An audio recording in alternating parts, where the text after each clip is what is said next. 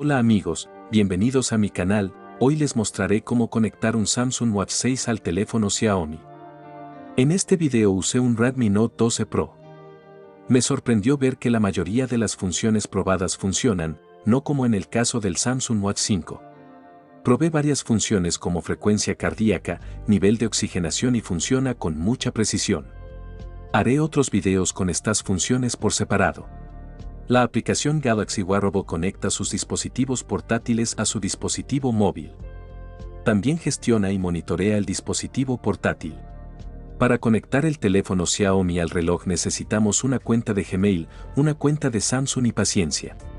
Descargue e instale la aplicación Samsung Wearable desde Play Store. Durante la instalación de las aplicaciones, tendrás que otorgar diferentes permisos a la aplicación para que funcione correctamente y realizar todas las actualizaciones que la aplicación requiera.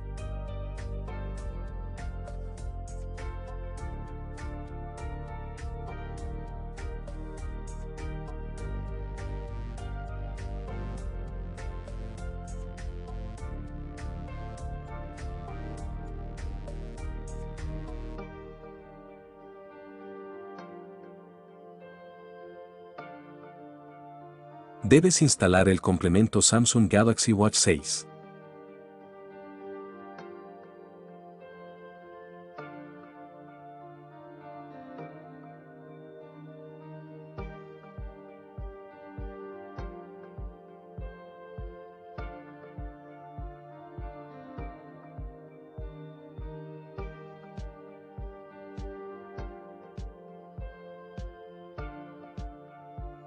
Si no tienes una cuenta Samsung tendrás que crear una para tener acceso a todas las funciones del reloj.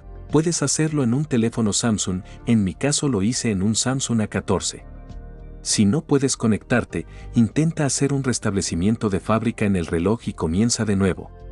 En el canal también encontrarás el tutorial de cómo resetear el reloj.